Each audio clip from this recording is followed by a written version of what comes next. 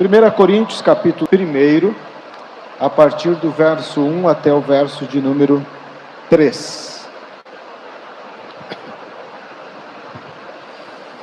Vamos estar lendo. Paulo, chamado apóstolo de Jesus Cristo pela vontade de Deus, e o irmão Sóstenes, a igreja de Deus que está em Corinto, aos santificados em Cristo Jesus, chamados santos, com todos os que em todo lugar invocam o nome de nosso Senhor Jesus Cristo, Senhor deles e nosso. Graça e paz da parte de Deus, nosso Pai, e do Senhor Jesus Cristo. Queridos, lemos essa porção da primeira carta aos Coríntios, que trata da saudação do apóstolo Paulo à igreja que foi a primeira destinatária desta epístola. Era típico do apóstolo Paulo iniciar a sua carta enviando uma saudação pessoal. E ele também sempre fazia menção das pessoas que estavam com ele. Nesse caso, trata-se do irmão Sóstenes. Nesta saudação, nós percebemos uma abordagem ou ênfase sobre a igreja que nos dá uma visão bastante ampla, bastante abrangente. A forma como ele se dirige à igreja nos faz pensar de uma forma bastante ampla sobre a igreja. Primeiramente, ele se dirige à igreja como sendo propriedade de Deus. Ele fala à igreja de Deus que está em Corinto. É interessante que nós percebemos nesta saudação do apóstolo a igreja no seu aspecto espiritual, como organismo, como corpo de Cristo.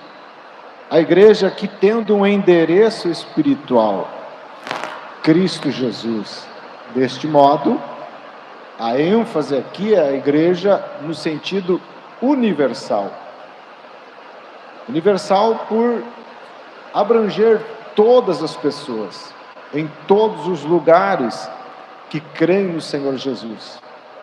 Então a igreja ela tem esse aspecto, né? O aspecto espiritual, o aspecto de organismo, de corpo de Cristo, o que lhe permite então existir numa dimensão universal, englobando, agregando todos e em todos os lugares que creem no Senhor Jesus. Isso fica muito nítido aqui, porque ele fala também aos santificados em Cristo Jesus, chamados santos, com todos os que em todo lugar invocam o nome de nosso Senhor Jesus Cristo, Senhor deles e nosso. Veja que ele, ao falar sobre isso, estava também considerando pessoas que no futuro creriam desta forma. Então, a igreja de Deus, aos santificados, que em todos os lugares invocam o nome do Senhor Jesus. Então, nós aqui, a igreja de Jari, os irmãos de Jari, os santos que estão em Jari. É um aspecto universal. Então, a igreja tem isso, irmãos. A gente precisa entender ela desta forma. Nós percebemos também aqui a igreja no sentido local, com endereço geográfico, porque ele fala a igreja de Deus que está em Corinto, na cidade de Corinto. Então a igreja de Deus, a gente sabe que ela é única. E aonde está? A partir dessa leitura, se nós fosse perguntar, quantas igrejas Deus tem? Quantos corpos Jesus tem? Quantos organismos ele tem? Um só corpo. A Bíblia fala um só corpo, uma só fé. E aonde está essa única igreja de Jesus? Aonde está o corpo de Cristo? Pela leitura do apóstolo, nós poderíamos entender que ela está em Corinto, porque ele fala a igreja de Deus que está em Corinto. Se a igreja de Deus estivesse somente em Corinto, nós estaríamos excluídos desse corpo. Mas aqui nós somos levados a pensar no aspecto local da igreja, que implica também o seu aspecto organizacional.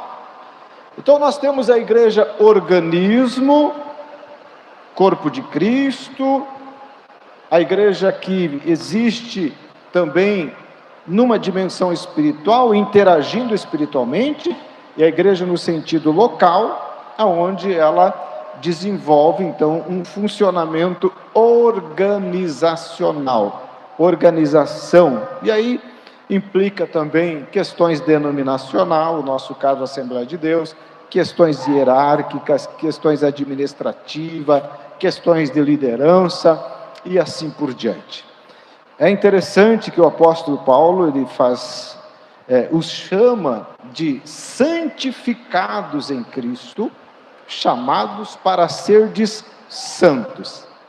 Se lermos o capítulo 2, o próprio primeiro capítulo, enfim, ou toda a carta, melhor, a gente vai perceber que o apóstolo Paulo está interagindo através da carta com uma igreja extremamente problemática. Não sei se havia outra igreja mais problemática do que a igreja de Corinto. Uma igreja que viviam com facções, divisões, brigas, feia, o desrespeito um pelo outro. Ele trata de uma forma muito definida esta questão, traz orientações, traz repreensões. Ele chegou a dizer aos irmãos coríntios que ele não pôde falar a eles como a espirituais, mas como a carnais. O apóstolo Paulo, desta forma, ele disse: irmãos, não pude falar como a espiritual, mas como a carnais. Tá, mas espera aí, eles eram santificados em Cristo? Eram santos ou eram carnais? Como o apóstolo Paulo não está se contradizendo ao iniciar a carta dizendo a igreja de Deus que está em Coríntios, aos santificados em Cristo Jesus, chamados para ser de santos, e veja que ele coloca eles ao nível dos outros crentes que existiam em outras cidades, que não viviam os problemas graves que essa igreja vivia, porque ele diz assim, chamados santos, em outra versão diz chamado para ser de santo, com todos os que em todos os lugares invocam o nome do Senhor Jesus Cristo, Senhor deles e nosso. Então Paulo está elevando os irmãos de Corinto ao mesmo nível de condições de filhos de Deus, de santos, está nivelando ao mesmo nível dos outros, porque ele fala santos com todos os demais em todos os lugares. Irmão Paulo, nos ajude aí. Como pode saudá-los, caracterizando-os desta forma, adjetivando-os desta forma, e depois chamá-los de carnais, chamá-los de meninos, fazer cobranças severas?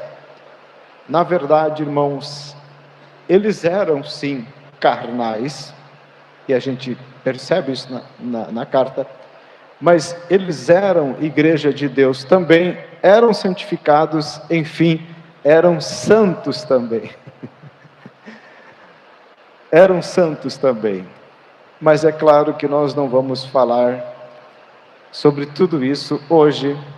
A intenção que temos é continuar pensando sobre esses aspectos da igreja nas próximas terças-feiras. Hoje eu quero não segurar por muito tempo os irmãos aqui, mas quero dar ênfase nesse aspecto da igreja como sendo de Deus. Paulo chamado para apóstolo de Jesus Cristo pela vontade de Deus, ao irmão Sóstene, a igreja de Deus que está em Corinto. Bem, essa forma de considerar a igreja, de ver a igreja, é bastante repetida nas cartas e nas interações do apóstolo Paulo com a igreja e com pessoas. Quando ele conversou com os anciãos de Éfeso, lá em Atos, capítulo 20, verso 28, ele disse que eles eram bispo, constituídos pelo Espírito Santo para pastorear a igreja de Deus, que ele comprou com seu sangue. Então, ele fala ali que a igreja é propriedade de Deus e fala do valor, da forma da aquisição, como ele adquiriu, né? Como ele conquistou a igreja para ser propriedade sua, que foi o sangue de Jesus, a igreja de Deus. A gente sabe que o apóstolo Pedro também, na sua primeira carta, ele escreveu dizendo que nós somos sacerdócios santos, propriedade exclusiva de Deus. Então Pedro também, ele via a igreja como propriedade exclusiva de Deus, pertencente a Deus. E isso, irmãos, o próprio Senhor Jesus foi quem ensinou. Lembra da conversa que ele teve com Pedro após a ressurreição? Quando ele perguntou se ele o amava, Jesus então respondeu: então apacenta os meus cordeiros, ou as minhas ovelhas. Jesus disse que edificaria a sua igreja, disse: edificarei a minha igreja, referindo-se a ele como pedra. Ele disse: sobre esta pedra edificarei a minha igreja, e as portas do inferno não prevalecerão contra ela. Então, o fato de Paulo dizer aqui a igreja de Deus é uma verdade definida na Bíblia Sagrada, a revelação de Deus. Ela pertence ao Senhor Jesus. E esse senso de participação, irmãos, de pertencimento melhor, de ser de Deus, deve dominar a nossa vida em todos os momentos. Independente da circunstância, nós somos de Deus, somos propriedade de Deus, somos membros desse corpo, cuja cabeça é Jesus.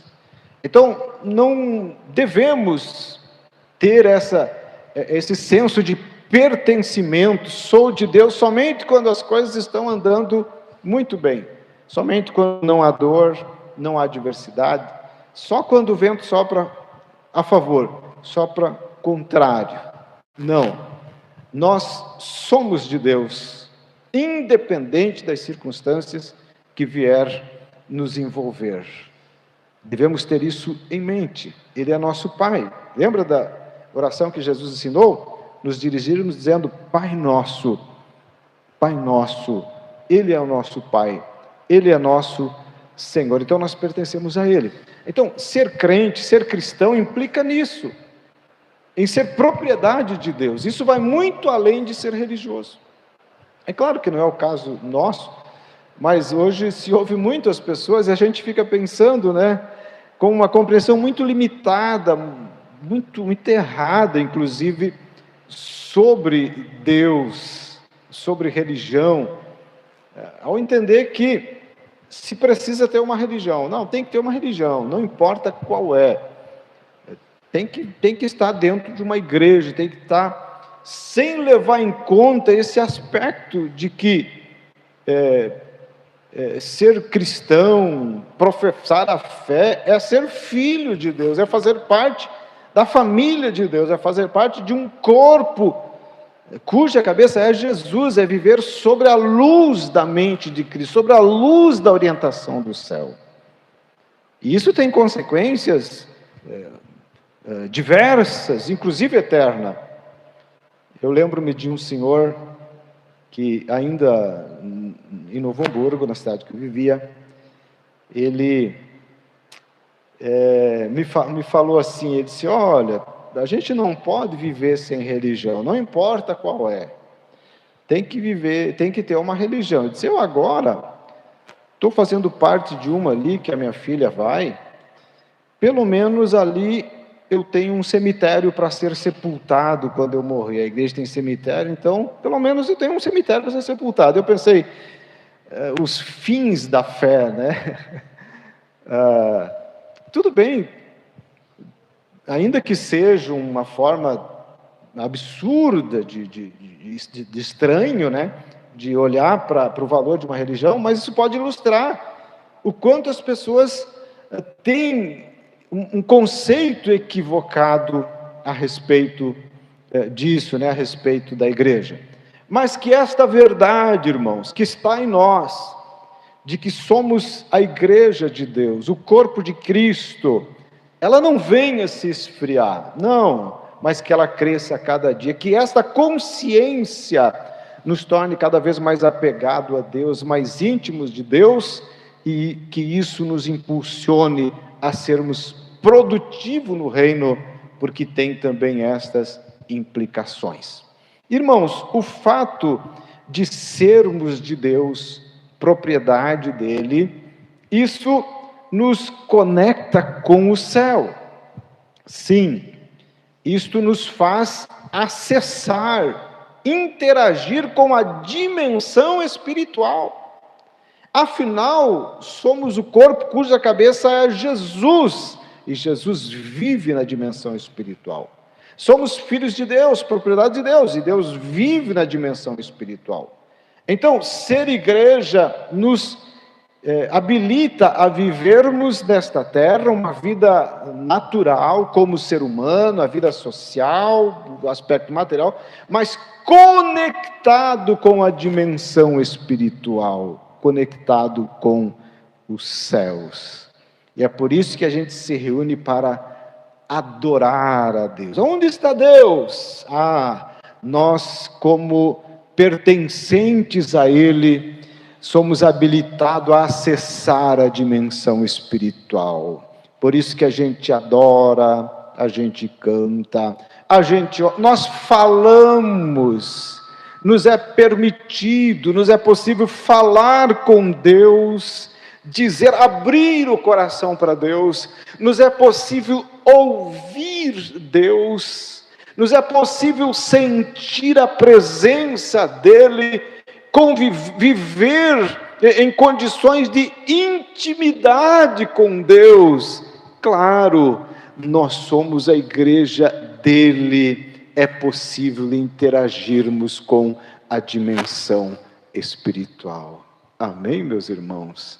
Glória a Deus. E a gente precisa preservar isso, cultivar esse acesso, cuidar para não se desconectar, que nada venha ofuscar essa conexão com os céus, essa conexão com Deus.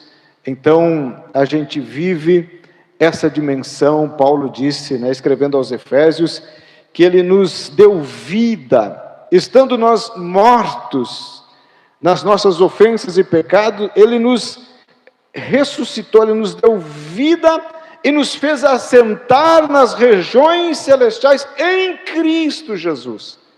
Então nós, enquanto igreja, enquanto corpo de Cristo, nós temos um endereço espiritual, Cristo Jesus, nós estamos nele. Aonde reside, aonde vive a igreja no aspecto espiritual? Em Cristo, estamos ligados com ele, nos fez assentar nas regiões celestiais em Cristo Jesus.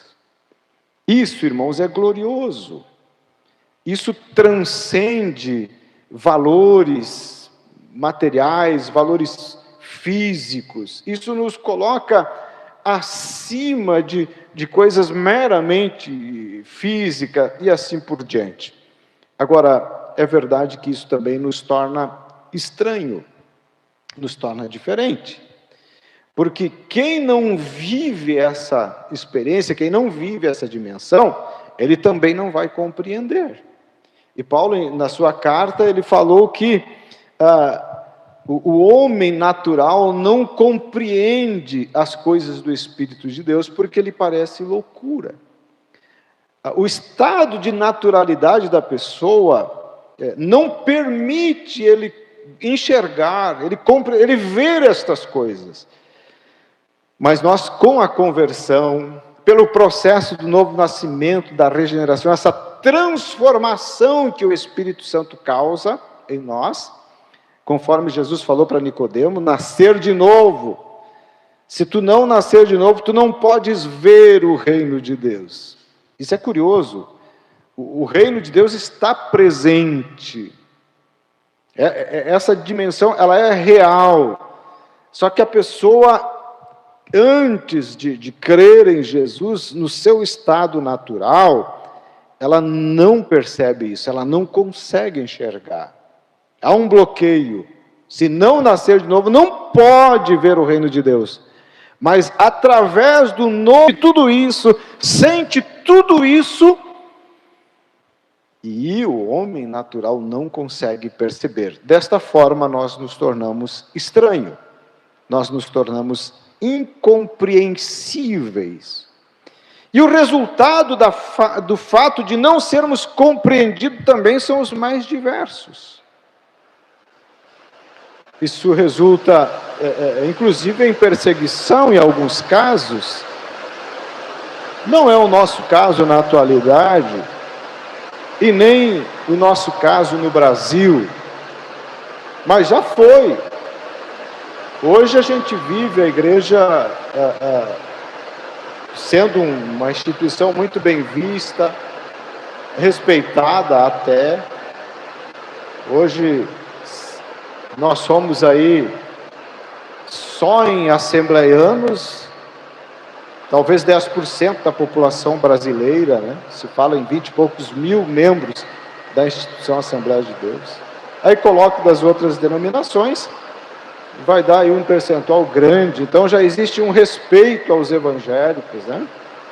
Existe até bancada evangélica, existe, enfim, do meio político e tal. Hoje já existe até uma força política, né, pela amplitude que é a igreja pensando no Brasil. Mas nem sempre foi assim. Se nós olharmos a história, aliás, aqui mesmo no Jari, nós temos a história de irmãos que foram presos. Foram presos ali em Toropi, e até tem irmãos que querem me levar, e eu quero ir, no local onde essas pessoas foram presas, porque pregavam o evangelho, começaram a ministrar os cultos. Mas como pode alguém ser preso por esses motivos? É por ser estranho, é por ser diferente. E às vezes, irmãos, o fato de haver o indiferentismo em grande escala, em maior proporção do que a vida de fé, isso pode influenciar negativamente, isso pode ameaçar. Então o que a gente precisa pensar? Bom, eu não sou compreendido da forma como queria, porque assim, é uma das vontades do ser humano é ser compreendido, em tudo na vida. Claro que nós gostaríamos de ser compreendido em tudo que nós fazemos, em tudo que nós pensamos, mas é claro que isso não é possível. No aspecto de vida de fé, também não é. Embora a gente não viva hoje uma perseguição, o que não é o caso de outras nações, de outros países. Nós temos hoje cristãos que ainda perdem a vida por sua fé, por viverem essa realidade, né? Por viverem a dimensão espiritual, por serem igreja, por verem o que os outros não conseguem enxergar, não conseguem contemplar. Mas não é o nosso caso. As pessoas toleram, as pessoas admiram, as pessoas são amigos, não obstante, eles não conseguem entrar nesse mundo que nós vivemos, o mundo espiritual. Agora, o que nós precisamos nos assegurar é o fato de que nós sabemos o que vivemos, nós sabemos o que compreendemos, nós sabemos do que estamos vendo, é real. A vida espiritual é real, esse endereço espiritual de estarmos em Cristo. Nós realmente falamos com Deus, sentimos Deus, vivemos. E é isso que deve sustentar a nossa força espiritual e não deixar se abater pelo contexto social que vivemos, que muitas vezes nos oprime. Com isso, é claro que a gente vai ter valores estranhos, princípios estranhos ao conceito comum da sociedade. E a gente vê hoje de uma forma muito ampla em nosso país, né? A igreja considerada arcaica por pessoas de maior expressão no campo de autoridades nacional, de maior expressão nacional. A igreja é arcaica, a igreja é retrógrada, né? Porque defende princípio de milênios. E o que são esses princípios? O que são esses? Que valores são esses? São valores da palavra de Deus. São valores de Deus. Então, a igreja, por compreender, por ser de Deus e também por ter uma cidadania celestial. Que Paulo escrevendo aos Filipenses, ele diz, porque a nossa cidade está no céu. Eu estou falando que o fato de sermos de Deus, isso nos conecta com o céu, nos conecta com o divino. E Deus tem uma mente, Deus tem pensamentos que só vai funcionar na cabeça, no campo de compreensão daqueles que estão conectados com Ele. Por isso que a Bíblia diz, nós temos a mente de Cristo. Então a gente vive, a gente defende, a gente pratica, a gente prega, a gente ensina valores, reflexo da mente de Cristo que está em nós, que vai chocar com valores humanos, com valores terrenos, com valores de quem vive indiferente, quem vive do lado de fora. E que a palavra igreja, traduzido do grego, quer dizer eclésia, quer dizer chamados para fora. Nós cremos em Jesus e fomos chamados para fora. Então, quem vive do outro lado, ele não vai compreender. É natural que a igreja venha se chocar em alguns momentos e em algum aspecto com a sociedade. Apesar de toda a liberdade que temos, não sabemos até quando a igreja vai conseguir sendo amiga, vai conseguir sendo bem vista. Não sabemos até quando, porque realmente ela pensa diferente, realmente ela é estranha, porque ela vive conectado com os céus. Amém, meus irmãos?